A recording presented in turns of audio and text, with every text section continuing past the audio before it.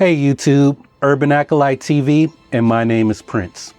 The last video I did in my Rebels Rundown series, I listed off my top 10 moments from the series premiere of Rebels called Spark of Rebellion.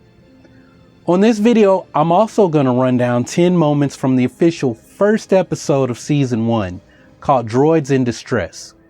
So let's get to my list. Number 10, Rebels on the Run from the Empire. We find that the rebels are in need of fuel and supplies. And something to consider in every episode of Rebels is the day-to-day requirements of running these missions. The rebels require fuel for the Ghost and the Phantom, and they need food, supply, and credits. So this comes down to them having to steal things for money. We also see that Ezra wants Jedi training, but right now all he's doing is learning how to become a better thief. So Ezra feels like he could have stuck with his old life of having to steal to stay alive, but what he fails to realize is that he's actually refining his Force abilities. And as the audience, it's really easy to complain about some scenes and episodes as being filler episodes when nothing big or exciting is happening. But the fact is that all these little things are what lead up to those big missions. Even with the little minor missions, we can pick up clues about the state of the galaxy and the lore of the Star Wars universe. Number 9. Where's the translator? Enter C-3PO and R2-D2. Might these be the droids in distress mentioned in the episode's title? While the rebels are on the transport to Garel, the details of their real mission begin to become clear to the audience. We see Minister Tua board the transport with an Aqualish arms dealer named Amda Wabo. Now, I'm under the impression that there are quite a few Aqualish living on Lothal, but for the purposes of the story, Mr. Wabo doesn't speak basic and he requires a translator to communicate with Minister Tua. Number 8. The Rebels' Ruse. So Chopper creates a commotion that gets all of the droids on the transport sent to the back and leaving Minister Tua in need of a translator. So Sabine mentions that she's testing for level 5 at the Imperial Academy in order to gain Minister Tua's trust. We learn here that Sabine at some point actually did train at the Imperial Academy. We also learn something about a secret mission. So it appears that R2-D2 is part of a secret mission and whoever is in charge left C-3PO out in the cold. And that's because C-3PO is a player hater. So C-3PO is under the impression that he's Minister Tua's translator only. And I'm guessing that this is their cover so that whoever 3PO and R2 are working for can investigate Minister Tua. And since C-3PO is in the back with the rest of the droids, Sabine has to step in as Minister Tua's translator. So as part of the rebels' plan, Sabine tells Minister Tua that the shipment is being held in Base 17, but it's actually on Base 7.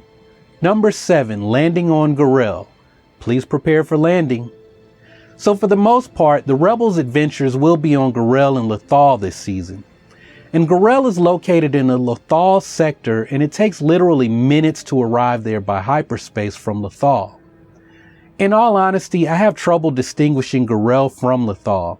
And the in-universe explanation is probably that Garel and Lothal share a similar atmosphere and typography due to them being in the same part of space. Maybe all of the habitable planets in that sector have these shared similarities.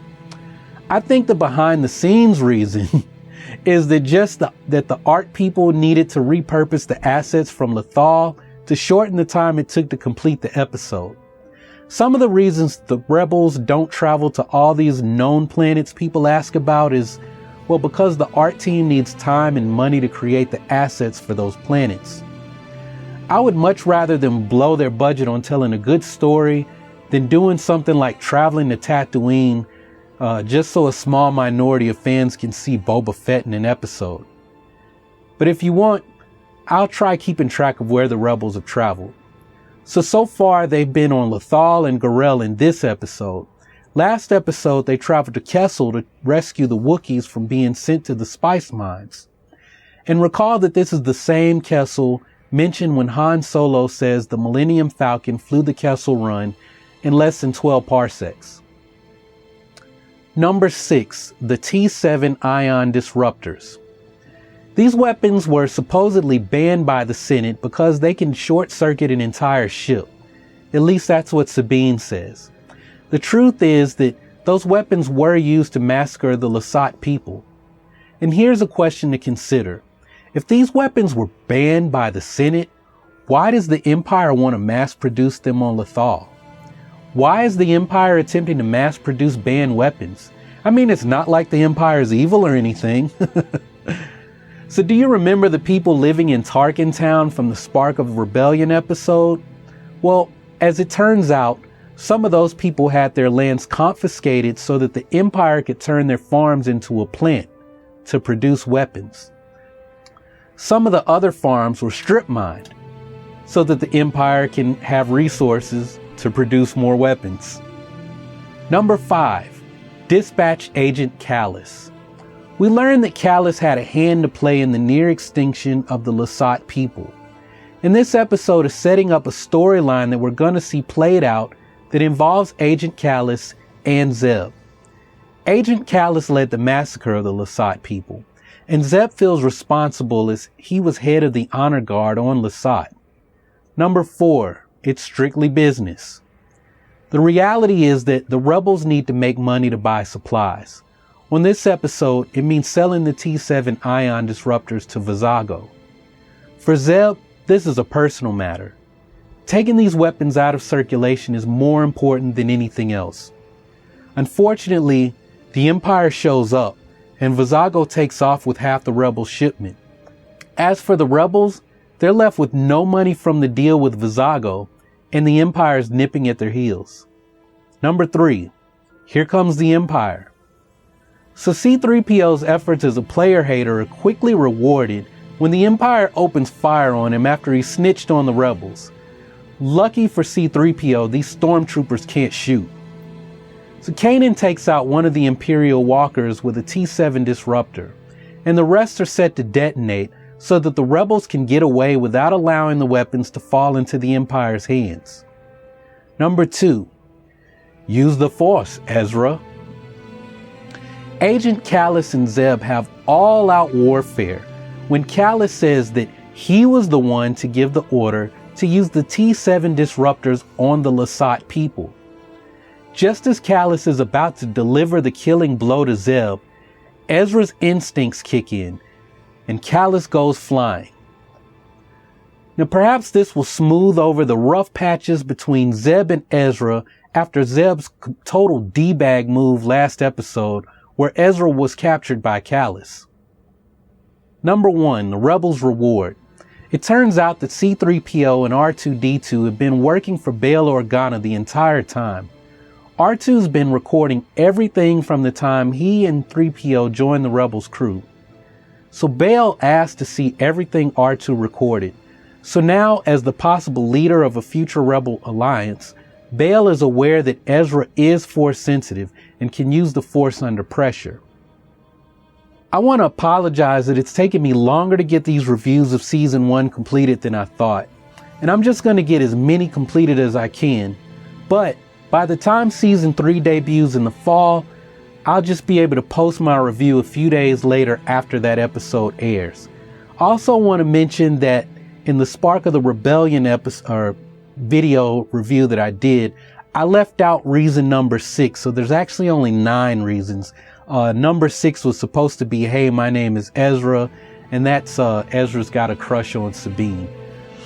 So anyway, if this is your first time seeing Urban Acolyte TV, go ahead and subscribe. Right now I'm reviewing all of Star Wars Rebels Season 1 and 2, along with my other Star Wars videos. I'm waiting on the Force Awakens DVD release so that I can dig deeper into some of the fan speculations going around YouTube, Tumblr, Reddit, and who knows where else. And I'm also waiting on more details for Rogue One. So crossing my fingers we get that trailer when Civil War comes out in theaters. If you want to stay up on when I post new Rebels videos or anything else Star Wars related, the best thing to do is to go ahead and click subscribe. And if you haven't seen them already, you can go ahead and click here to see my previous review for the Spark of the Rebellion. And that was a 1-hour episode that launched the Star Wars Rebels series. You can also click the video below it to see my next review for episode 2, and that'll be Fight or Flight. I'm still editing that video, but the link will be active when that video posts. And it should be up sometime tomorrow, depending on when I get home from mentoring the kids that I work with on Saturdays. Well, that's all I got for now. So thank you all for watching. Y'all keep on breathing, and may the force be with you. Bye.